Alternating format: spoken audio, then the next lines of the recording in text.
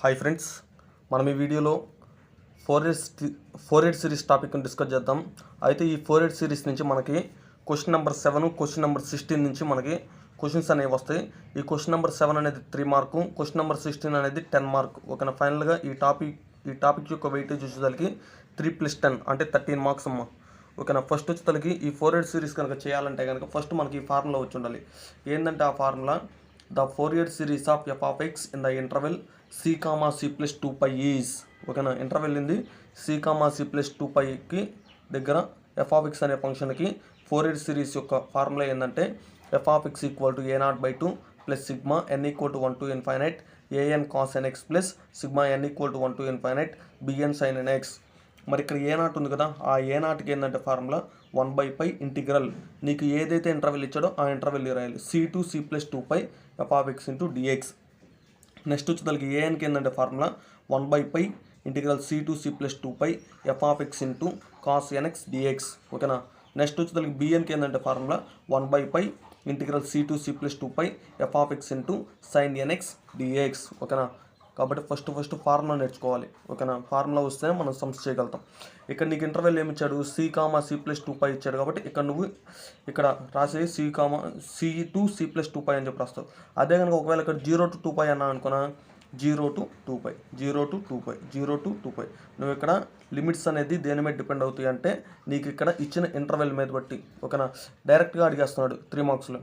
ఏంది, direct Euler's formula ఏమంటున్నాడు, Euler's formula అన్న ఇది రాసేయటమే. వాడు ఇక్కడ ఇంటర్వెల్ 0 to 2π అంటే కనుక నువ్వు ఇక్కడ 0 to 2π అని పెట్టుకోవటం. 0 to 2π. ఒకవేళ -π, π అన్న అనుకుని ఇంటర్వెల్ వచ్చేతలకి, కాబట్టి ఇక్కడ -π, ఇక్కడ +π, ఇక్కడ -π. Write the Fourier series of the function f of x in the interval 0, 2π అన్న అనుకున్న క్వశ్చన్లో ఇది మొత్తం యాషిస్గా రాసేయటమే. రాసేసి ఇక్కడ ఇంటర్వెల్ వచ్చేతలకి ఏం పెట్టాలంటే ఇంటిగ్రల్ 0 to 2π. అదే కనుక ఒకవేళ క్వశ్చన్లో కనుక నీకు ఇంటర్వెల్ వచ్చేతలకి -π, π అని ఇచ్చి నీకు 4-8 సిరీస్ ఫార్ములా రాయమంటే కనుక అప్పుడు ఏం రాస్తామంటే ఇంటిగ్రల్ -π to π సేమ్ డిటో యాషిస్ రాసేసి ఇక్కడ ఇంటర్వెల్ -π to π అని పెట్టేయటమే. ఓకేనా, నెక్స్ట్ మనం వచ్చేతలకి సమ్స్ని సాల్వ్ చేద్దాం. ఓకే, మనం ఇప్పుడు 3 మార్క్ క్వశ్చన్స్ని సాల్వ్ చేద్దాం. మనకి ఇక్కడ ఫస్ట్ క్వశ్చన్ ఏమన్నాడు, ఇక్కడ find the value of a0 for the function f of x equal to x² in the interval 0, 2π. 0, 2π ఇంటర్వెల్లో f of x అంటే x²కి a0 వాల్యూ ఏందో మనల్ని కనుక్కోమన్నాడు. ఓకేనా, a0 వాల్యూ కనుక్కోమన్నాడు. ఫస్ట్ ఇచ్చింది రాయండి. గివెన్ ఇచ్చింది ఏందమ్మా, f of x equal to x² అని ఇచ్చాడు. నెక్స్ట్ వచ్చేసరికి ఇంటర్వెల్ వచ్చేసరికి 0, 2π. ఓకేనా, ఫస్ట్ ఇప్పుడు ఏం కనుక్కోమన్నాడు, మనల్ని a0 వాల్యూ కనుక్కోమన్నాడు. a0 అంటే ఫార్ములా రాయండి. a0 అంటే ఫార్ములా ఇది 1/π ఇంటిగ్రల్ నీకు ఇంటర్వెల్ ఏది ఇస్తే అది రాయండి. 0 to 2π కాబట్టి 0 to 2π f of x into dx. ఓకేనా, 1/π integral 0 to 2π f of x అంటే ఏంది, f of x అంటే క్వశ్చన్లో ఇచ్చారు కదమ్మా x² కాబట్టి x² dx అని చెప్పి రాశా. నెక్స్ట్ వచ్చేసరికి x²కి ఇంటిగ్రేషన్ ఏమవుతుంది, integral x⁴n into dx. x⁴n into dx అంటే ఫార్ములా వచ్చేసరికి x⁴n + 1/n + 1 + c. ఓకేనా, ఇది ఫార్ములా. మరి ఇక్కడ n ప్లేస్లో ఎంత ఉంది, 2 ఉంది. అంటే ఈ ఫార్ములా ప్రకారం ఏం చేస్తారంటే డైరెక్ట్గా రాసేయండి. ఏమీ లేదమ్మా, ఇక్కడ 2 ఉంది కదా, 2కి ఒకటి పెంచితే ఎంత, 3 కాబట్టి x³/3. ఓకేనా, నెక్స్ట్ వచ్చేసరికి లిమిట్స్ వచ్చేసరికి 0 to 2π లిమిట్స్. మనం ఏం చేయాలి, ఇంటిగ్రేషను రాశాను, దీనికి ఇంటిగ్రేషన్ రాశాను. లిమిట్స్ వచ్చేసరికి 0 to 2π. ఫస్ట్ అప్పర్ లిమిట్ రాయాలి. అప్పర్ లిమిట్ ఎక్కడ రాయాలి, x ప్లేస్లో రాయాలి. x ఉంది కాబట్టి ఇక్కడ x ప్లేస్లో అప్పర్ లిమిట్ రాశాను. ఎంత, 2π కాబట్టి 2π రాశాను. పవర్లో 3 ఉంది కాబట్టి 3 రాశాను. బైలో 3 ఉంది కాబట్టి 3 రాశాను. మధ్యలో మైనస్ పెట్టుకొని లోయర్ లిమిట్ రాయాలి. లోయర్ లిమిట్ ఎంత, 0. 0ని కనుక ఇక్కడ పెడితే ఇంకా టర్మ్ మొత్తం 0 అయిపోతుంది. నెక్స్ట్ వచ్చి ఇప్పుడు 1/π. ఈ క్యూబ్ అనేది దీనికి సంబంధించింది, దీనికి కూడా సంబంధించింది. దీనికి అప్లై చేస్తే ఏమైంది, 2³ అంటే ఎంత, 8. దీనికి అప్లై చేస్తే π³ బైలో వచ్చేసరికి 3. ఓకేనా, నెక్స్ట్ వచ్చి ఇక్కడ పైకి ఇక్కడ క్యూబ్కి క్యాన్సిల్ అయిపోతే కనుక ఇంకా 2 πలు ఉంటాయి పైన. కాబట్టి ఫైనల్గా ఆన్సర్ వచ్చేసరికి 8π²/3. చూసారా, చాలా ఈజీగా ఉంది. 3 మార్క్స్ ఈజీగా వచ్చేస్తాయి. ఏమీ లేదు, జస్ట్ దీనిలో సబ్స్టిట్యూట్ చేయటం, x² ఇంటిగ్రేషన్ x³/3, తర్వాత లిమిట్స్ అప్లై చేయటం, అంతే, ఆన్సర్ వచ్చేసింది. నెక్స్ట్ సెకండ్ క్వశ్చన్ ఏమన్నాడు, ఇందాట్లోనే find the value of a0 for the function f of x equal to x² in the interval minus pi comma pi. ఇందాకేమన్నాడు interval 0,2π అన్నాడు, ఇక్కడికి వచ్చేసరికి మైనస్ పై కామ పై అన్నాడు. ఓకేనా, అయితే a0 వాల్యూ కనుక్కోమన్నాడు. f(x) వాల్యూ వచ్చేసరికి x² ఇచ్చాడు కాబట్టి గివెన్ f(x) = x² అని చెప్పి రాశాను. ఇంటర్వెల్ వచ్చేసరికి మైనస్ పై కామ పై అన్నాడు కాబట్టి అది రాశాను. నెక్స్ట్ మనం కనుక్కోవాల్సింది a0 వాల్యూ. a0 అంటే ఫార్ములా వచ్చేసరికి 1/π ఇంటిగ్రల్ వాడిచ్చిన లిమిట్స్ రాయండి -π to π f(x) dx.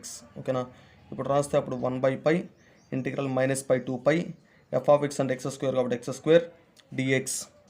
ఓకేనా, ఇంతవరకు ఓకేగా. నెక్స్ట్ వచ్చేసరికి ఇక్కడ పవర్లో ఏముందమ్మా, ఎక్స్కి పవర్లో 2 ఉంది.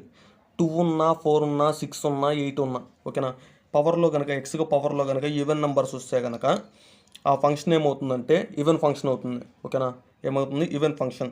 మనకు ఫార్ములా ఉంది ఏంటంటే -a to a f(x) dx. దీనికి 2 వాల్యూస్ ఉంటాయి. ఒకటేమో 2 × (0 to a f(x) dx. ఇది ఎప్పుడంటే f(x) అనేది ఈవెన్ ఫంక్షన్ అయితే, ఇంకోటి వాల్యూ ఏంటంటే 0. అది ఎప్పుడంటే f(x) అనే ఫంక్షన్ కనుక ఆడ్ ఫంక్షన్ అయితే కనుక. ఓకేనా, మనకి ఇచ్చింది ఇక్కడ చూడండి అమ్మ జాగ్రత్తగా. ఇక్కడ ఫంక్షన్ అనేది కనుక ఈవెన్ ఫంక్షన్ అయితే కనుక ఏమని రాయొచ్చు అంటే ముందర 2 పెట్టుకొని ఇక్కడ 0 పెట్టుకొని ఇక్కడ ఉంది యాస్టీస్గా రాసాయి. ఓకేనా, -a నుంచి a దాకుంటే ముందర 2 పెట్టుకొని 0 to a అని చెప్పి రాయొచ్చు. ఎప్పుడది ఇక్కడ వచ్చిన ఫంక్షన్ అనేది ఈవెన్ ఫంక్షన్ అయితే కనుక ఎప్పుడు ఇట్లా ఉండాలి, -a to a ఉండి ఈ ఫార్మాట్లో కనుక ఉంటే కనుక ఇక్కడ ఉన్న ఫంక్షన్ కనుక ఈవెన్ ఫంక్షన్ అయితే కనుక అప్పుడు ఏం చేయాలంటే ముందర 2 పెట్టుకొని (0 to a f(x) dx అని చెప్పి రాయొచ్చు. అట్లా కాకుండా ఇక్కడ ఉన్న ఫంక్షన్ కనుక ఆడ్ ఫంక్షన్ కనుక ఏంటలేదు కనుక దానికి ఇంటిగ్రల్ వాల్యూ డైరెక్ట్గా ఏమవుతుందంటే 0 అయిపోతుంది. ఓకేనా, కాబట్టి ఇది అనేది మనకి ఎస్ఏలో చాలా ఉపయోగపడుద్ది. అంటే క్యాలిక్యులేషన్ తగ్గిపోయింది ఈ ఫార్మాట్ కనుక వాడితే కనుక, ఈ ఫార్ములా వాడితే. ఓకేనా, ఇప్పుడు ఇక్కడ మనకి ఏంటిది x² అనేది ఈవెన్ ఫంక్షన్. ఇది ఇప్పుడు ఎలా ఉంది -a to a లాగా ఉంది. -a to a అంటే ఈ ఫార్మాట్లో ఉంది. ఈ ఫార్మాట్లో ఉంటే కనుక ముందర 2 పెట్టుకొని (0 to π f(x) అంటే x² dx. ఓకేనా, ఈ ఫార్మాట్లో రాయొచ్చు. నెక్స్ట్ వచ్చేసరికి 2 × 1 ఎంతమ్మా 2/π x² ఇంటిగ్రేషన్ x³/3 లిమిట్స్ వచ్చేసరికి 0 to π.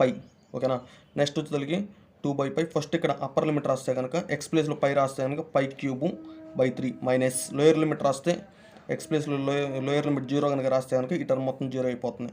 నెక్స్ట్ ఇంకేం మిగిలిపోతుంది 2/π π³/3. ఇక్కడ పైకి క్యూబ్లో కనుక క్యాన్సిల్ అయిపోతే ఇంకా 2 ఉంటాయి. ఓకేనా, కాబట్టి ఫైనల్గా ఇక్కడ 2 ఉంది, ఇక్కడ ఏముందమ్మా π²/3. ఓకేనా, కాబట్టి మన ఆన్సర్ వచ్చేసరికి 2π²/3. ఓకేనా, నెక్స్ట్ ఇది ఒక్కటే మనం గుర్తుపెట్టుకోవాలి. ఒకవేళ నీకు ఇది గుర్తు లేకుండా నువ్వు డైరెక్ట్గా రాసినా కానీ ఆన్సర్ వచ్చేసరికి ఇదే వచ్చింది. అంటే ఇది నువ్వు ఈ కాన్సెప్ట్ ఏం వాడకుండా ముందర 2 ఇదేం పెట్టుకోకుండా direct x² integration x³/3 first upper limit π రాస్తావు, తర్వాత మైనస్ పెట్టుకొని లోయర్ లిమిట్ -π రాస్తావు. అలా చేసినా కానీ ఇదే వచ్చింది. ఓకేనా, కాకపోతే ఇది ఎందుకు చెప్పానంటే మనకి ఎస్ఐల్లో క్యాలిక్యులేషన్ అనేది ఈ ఫార్ములా వాడితే కనుక తగ్గిపోయింది. ఓకేనా, కాబట్టి ఇది చెప్పాను.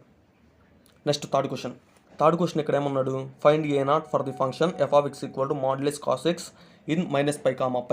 ఓకేనా, f(x) వాల్యూ ఏమి ఇచ్చాడమ్మా ఇక్కడ గివెన్ f(x) = (mod cos x) ఇంటర్వెల్ వచ్చేసరికి -π, π అన్నాడు. ఓకేనా, -π, π అన్నాడు. నెక్స్ట్ వచ్చేసరికి ఇప్పుడు a0 వాల్యూ కనుక్కోమన్నాడు కాబట్టి a0 ఫార్ములా రాస్తున్నాం 1/π ఇంటిగ్రల్ -π to π వాడు ఇచ్చిన ఇంటర్వెల్ -π to π f(x) dx. ఓకేనా, ఇప్పుడు 1/π integral -π to π mod cos x dx. ఓకేనా, mod cos x dx. ఇప్పుడు f(x) అనేది ఏంటిది, ఇది అనేది cos x అనేది ఈవెన్ ఫంక్షన్ అబ్బాయి. ఓకేనా, sin x అనేది ఏంటంటే ఆడ్ ఫంక్షన్, cos x అనేది ఈవెన్ ఫంక్షన్. అంటే ఇది ఇప్పుడు ఈవెన్ ఫంక్షనే కదా, ఈవెన్ ఫంక్షన్ ఉంటే కనుక అప్పుడు ఏం రాయొచ్చు -a to a ఫార్మాట్లో ఉంది. ఇంటర్వెల్ వచ్చేసరికి -a to a ఫార్మాట్లో ఉంది. ఇక్కడ ఏమైనా ఈవెన్ ఫంక్షన్ ఉంది అంటే ముందర 2 పెట్టుకొని ఇక్కడ -π to π ఉందని 0 to π అని చెప్పి రాసుకోవచ్చు. ఉన్న ఫంక్షన్ రాసేయండి cos x కాబట్టి cos x. ఓకేనా, మాడ్యులస్ ఉంది కాబట్టి ఇంకా అది ఈవెన్ ఫంక్షన్. ఓకే, నెక్స్ట్ వచ్చేసరికి 2 × 1 అంటే 2/π ఇంటిగ్రల్ cos x dx అంటే ఫార్ములా ఏంది sin x. లిమిట్స్ వచ్చేసరికి 0 to π integral cos x dx అంటే ఫార్ములా వచ్చేసరికి ఏందమ్మా sin x కాబట్టి sin x అని చెప్పి రాసా. ఈ స్టెప్ నుంచి ఈ స్టెప్ ఎలా వచ్చిందంటే ఈ ఫంక్షన్ అనేది ఈవెన్ ఫంక్షన్ కాబట్టి మనము ఈ కాన్సెప్ట్ వాడి ముందర 2 పెట్టుకొని -π to π ఉందాన్ని 0 to π అని చెప్పి రాసుకోవచ్చు. ఫస్ట్ కనుక ఇక్కడ ఎక్స్ ప్లేస్లో అప్పర్ లిమిట్ రాస్తే కనుక sin π, మధ్యలో మైనస్ పెట్టాను sin 0. ఓకేనా. ఇప్పుడు మీరేం చేస్తారంటే క్యాషియో తీసుకొని పై అంటే ఎంత 180, కాబట్టి సైన్ ఆఫ్ 180 అని నొక్కండి, 0 వచ్చింది, మధ్యలో మైనస్ సైన్ 0 కొట్టండి 0. ఫైనల్గా ఈ బ్రాకెట్లో వాల్యూ ఎంత 0 ఇంటూ 2/π అంటే 0, కాబట్టి ఆన్సర్ వచ్చేసరికి 0. Next fourth question. ఇక్కడ ఫోర్త్ క్వశ్చన్ ఏమన్నాడు, find the value of b1 for the function f(x) equal to k in 0,2π. ఓకేనా. 0,2π అనే ఇంటర్వెల్లో k అనే f(x) అనే ఫంక్షన్ అంటే kకి b1 వాల్యూ ఏందో చెప్పమన్నాడు. ఓకేనా. b1 వాల్యూ కనుక్కోవాలి మనం. ఇప్పుడు ఫస్ట్ ఇచ్చినవి రాయండి, గివెన్ ఇచ్చినవి రాస్తే f(x) ఈక్వల్ టు ఏమి ఇచ్చారమ్మా, k ఇచ్చారు. నెక్స్ట్ వచ్చి ఇంటర్వెల్ వచ్చి తలకి 0,2π కాబట్టి 0,2π అని చెప్పి రాశాను. నెక్స్ట్ వచ్చి తలకి మనకి b1 కావాలి. b1కి నాకు తెలియదు, bnకి తెలుసు. bnకి ఏంది ఫార్ములా ఫస్ట్ చెప్పుకున్నాం కదా, 1/π ఇంటిగ్రల్. నీకు ఇంటర్వెల్ ఏమి ఇచ్చాడమ్మా 0,2π కాబట్టి 0,2π f(x) into sin nx dx. ఓకేనా, కాబట్టి అది రాశాను. ఇప్పుడు నాకు కావాల్సింది ఏం వాల్యూ, b1 కావాలి. అంటే ఇక్కడ n ప్లేస్లో ఎంత పెడితే b1 వచ్చింది, n ప్లేస్లో ఎంత పెడితే వచ్చింది, n ప్లేస్లో 1 పెడితే వచ్చింది. కాబట్టి put n equal to 1, n ఉన్న దగ్గర 1 పెట్టండి. అప్పుడు ఏమైంది, b1 equal to 1/π integral 0 to 2π f(x) into sine, ఇక్కడ కూడా n ఉంది కాబట్టి ఇక్కడ కూడా 1 పెడితే sin 1x dx. ఇప్పుడు ఏమైంది 1/π ఇంటిగ్రల్ 0 to 2π f(x) అంటే ఏందమ్మా కేనేగా, కాబట్టి k రాసాను, k into sin x dx. Next వచ్చేసరికి ఇప్పుడు ఇప్పుడు k అనేది కాన్స్టెంట్ కాబట్టి ముందరకు వచ్చింది. ఓకేనా, 1/π ఉంది, ఈ k అనేది కాన్స్టెంట్ కాబట్టి ముందరకు వచ్చింది.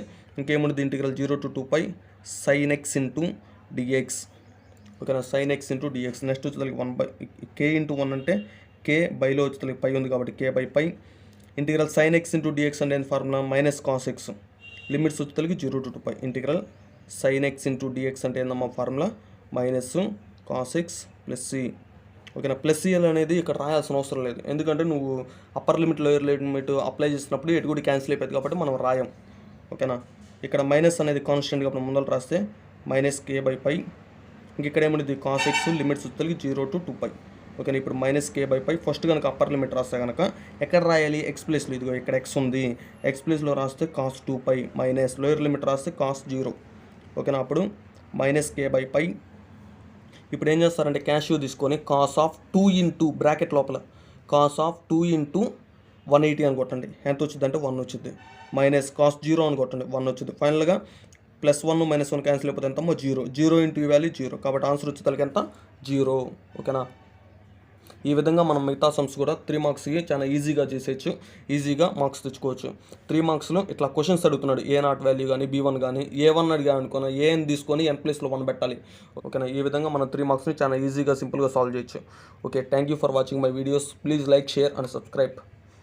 ఇంకొక మాట, మీరు నేను చెప్పేటప్పుడు క్లాస్లో ఏం చేస్తారంటే మీరు కూడా ఒక బుక్ పెట్టుకొని ఆ బుక్లో రాసుకుంటా ఉండండి. Okay, thank you for watching my videos. Please like, share and subscribe.